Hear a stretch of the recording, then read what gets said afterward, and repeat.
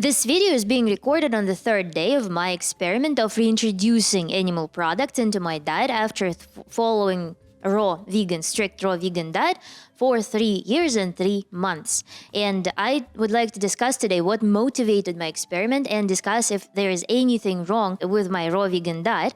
Then in the second part, I would like to tell you what actually triggered the beginning of the experiment. Then in the third chapter, I would like to tell you why I chose the animal products that I did. Then in the fourth part, I want to share with you how I felt when I ate animal products for the first time after a while. In the fifth part, I would like to describe how I envision my diet to be now that animal products are a part of my menu. And the first chapter probably will be pretty interesting because nothing was wrong.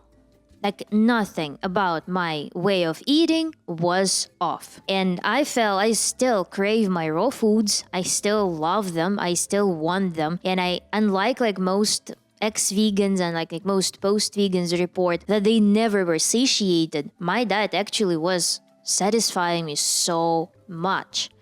But something that I cannot describe, something that I cannot explain, something that I cannot catch what it was, but began happening shortly before I celebrated my 3rd anniversary on a raw vegan diet. You know that I always focused specifically on hitting all nutritional needs with my diet. And I was very attentive to such things that are often overlooked as iodine, as omega-3s, as supplementing with vitamin D, supplementing with B12, as with getting all the minerals, vitamins. My diet was balanced and very calculated. But something began to be off. And within that time frame, I also got diagnosed with vitamin D deficiency. I supplemented with 1,000 international units. It was not enough, and I showed very high level of parathyroid hormone, which indicates that I am at risk of osteoporosis, and I'm only 29, and I haven't birthed children yet. And because I live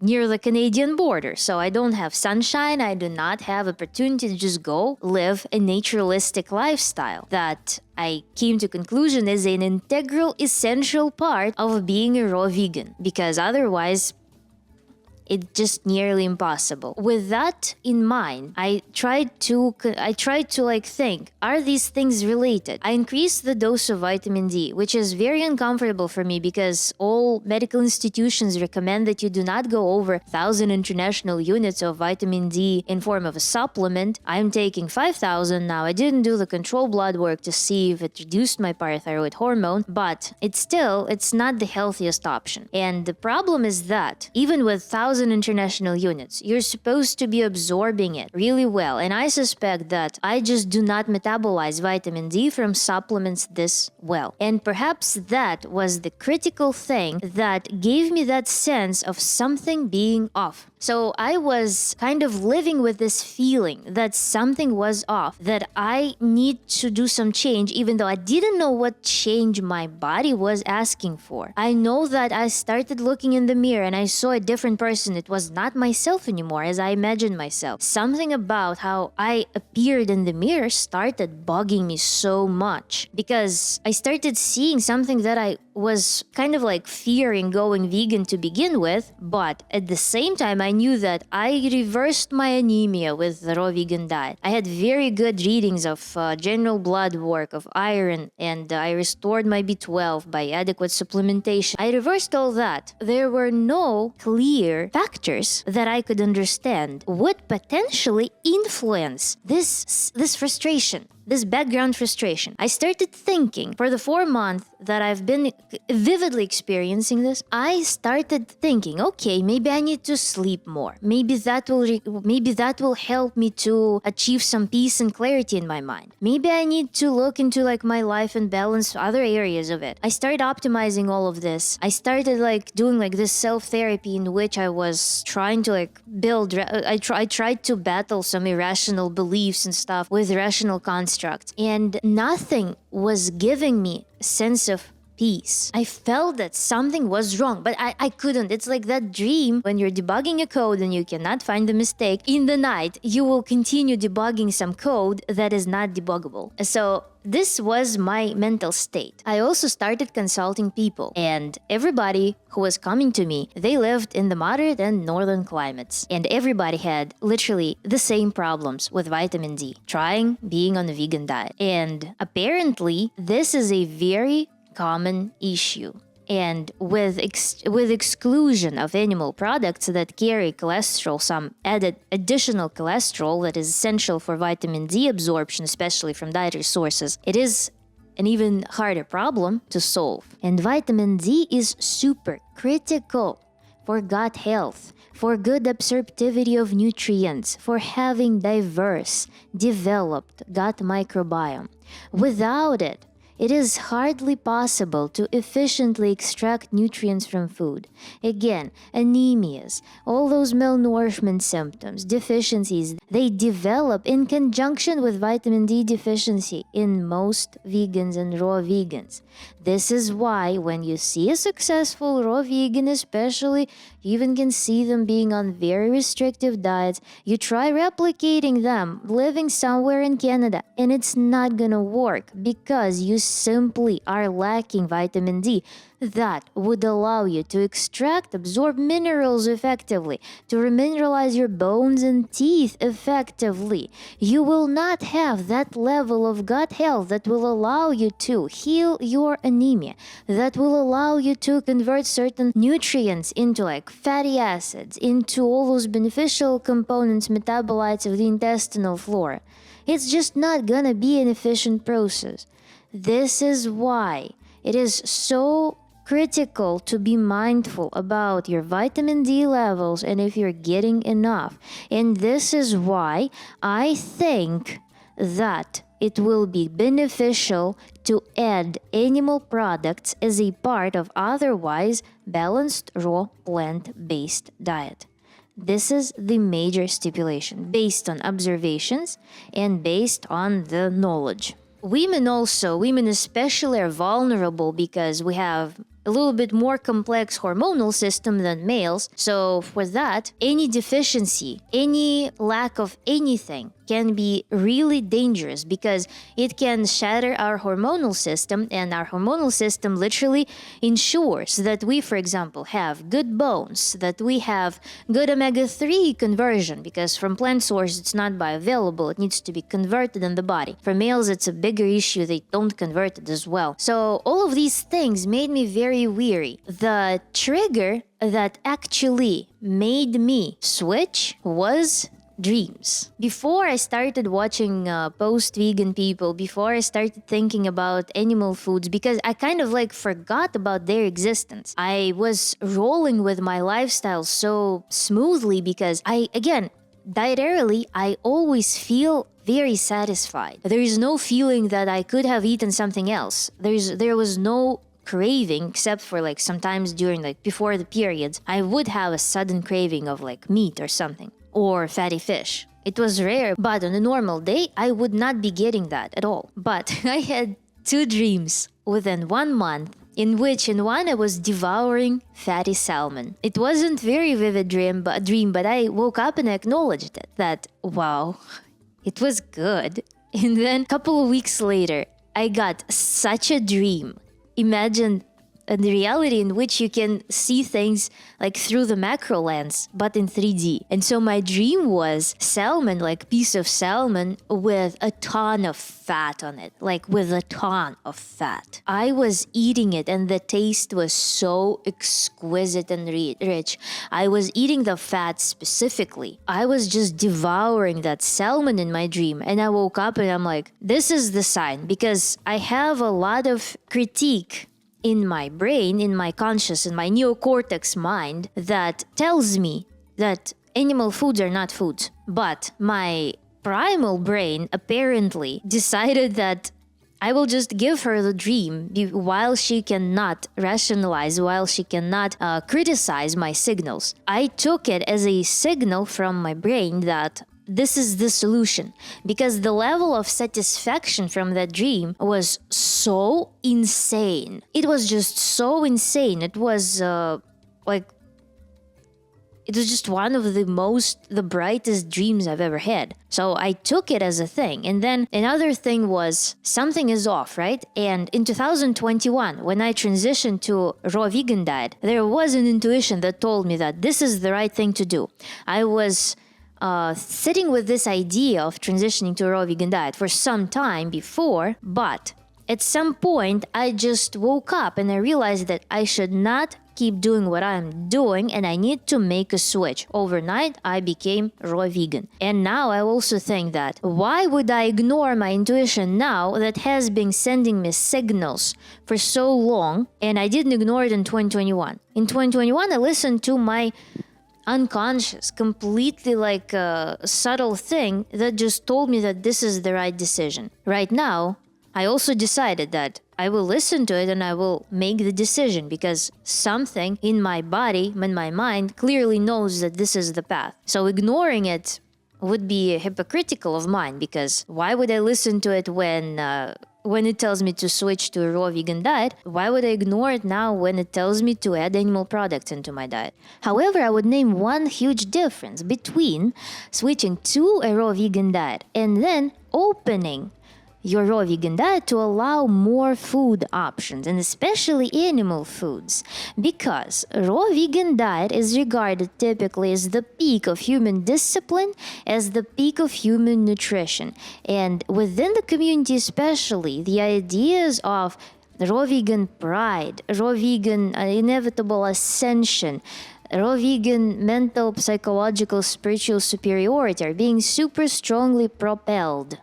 And this, again, the more restrictive raw vegan diet becomes, the more a person who follows this variant of raw vegan diet, where it's like only fruits, or they eat like only sugary fruits, or the whatever group of foods remains, the more adamant and dogmatic they become that this is the only way that humans can eat to be healthy.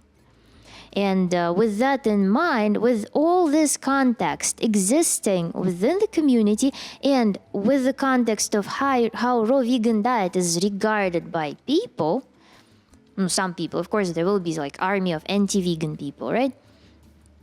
With that context, it becomes very difficult to kind of overcome the barrier of introducing animal products into your diet.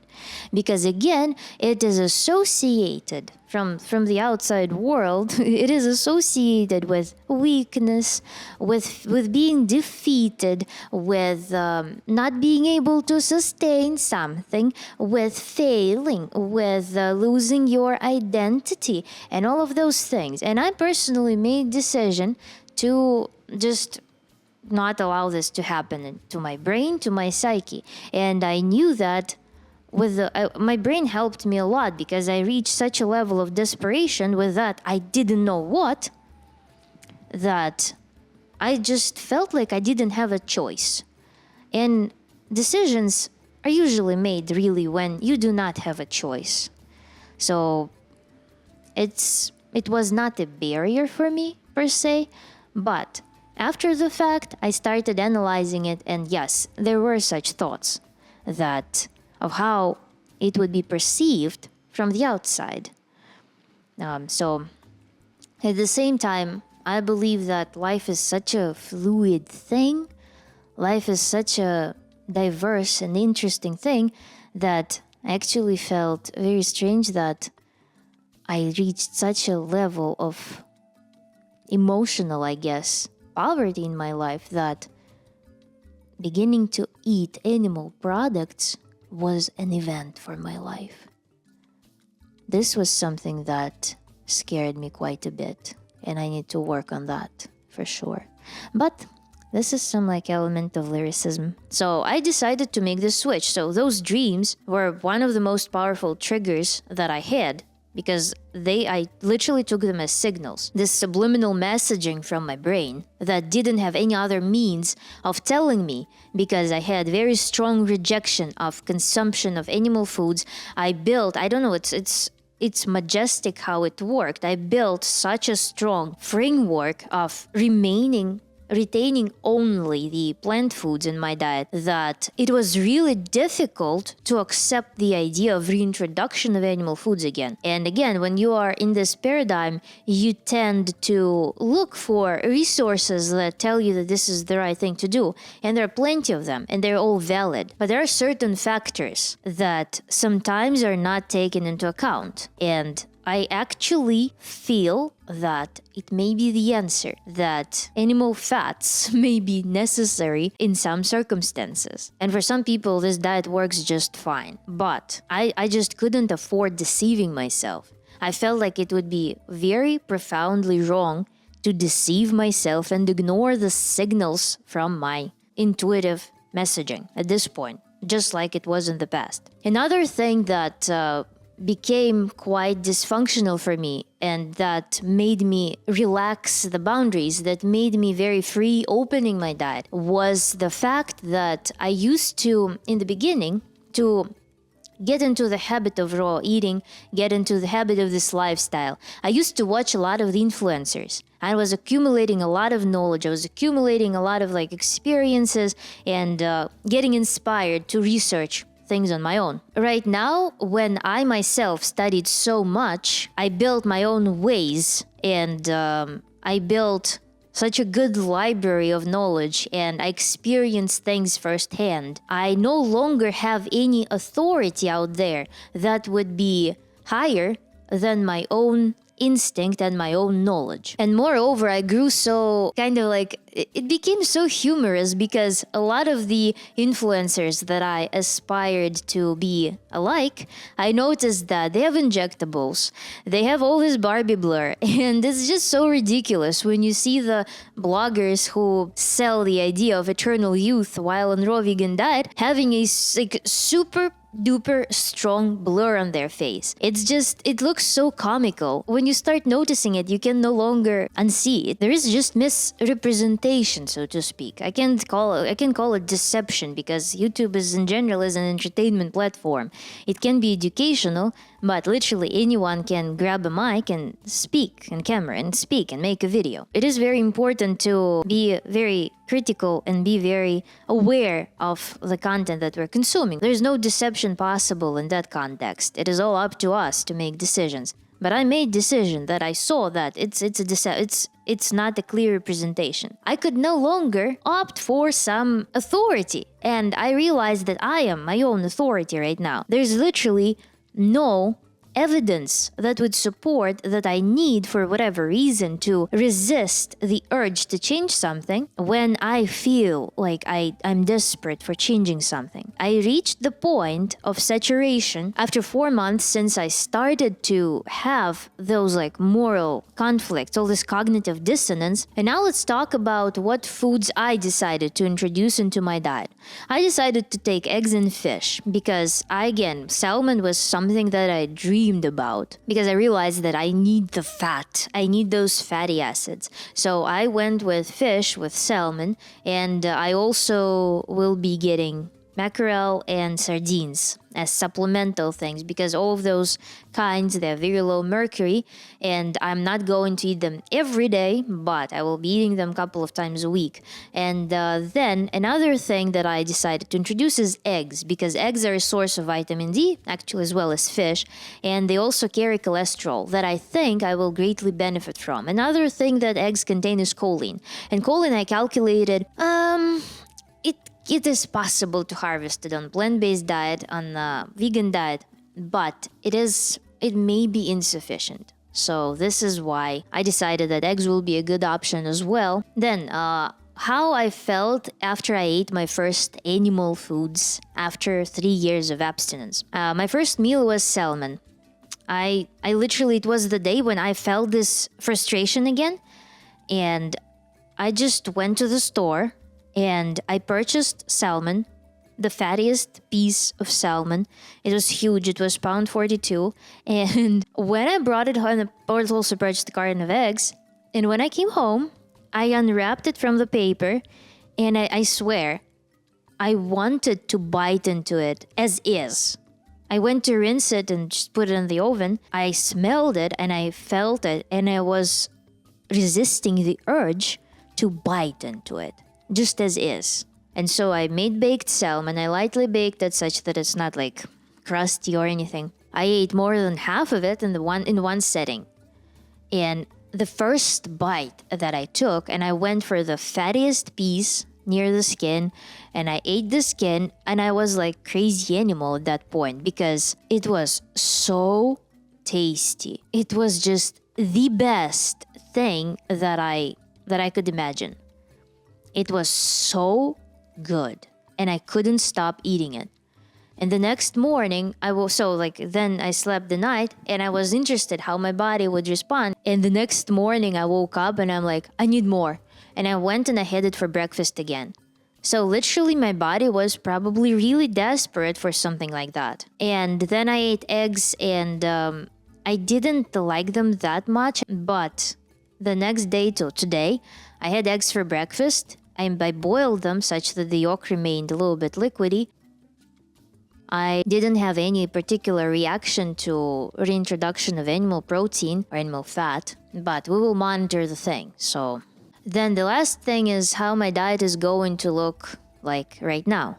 I'm basically going to keep my salad, my hemp dish, and I'm just going to add animal products to it. So instead of, let's say, lentils, instead of beans, instead of some nuts, I will be now eating some animal products. So this will be my swap. I'm not going to eradicate like my raw foods because I'm so grateful that I built the habit of eating them because they're majestic. As I mentioned in many videos, there's nothing wrong with raw foods. There's just nothing wrong with greens, nothing wrong with fruits. They're super healthful, super delicious, and super beneficial. So I'm not going to change that. And I am not going to revert to cooked foods, no, except for animal products.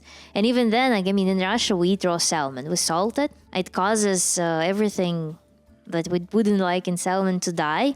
And we salt it overnight and just slice it and eat it raw. That's the best way of eating it, but I don't know if I trust the fish nowadays to that extent. So that would be a cool option. And I also like my egg yolks being raw. And I'm not going to relax my diet to the extent that I'm going to introduce cooked starches, grains, sweets, baked, all those baked things. I'm not going to do that because I don't make friends with grains that much. I don't make friends with boiled cooked starches that much, so they are the culprit.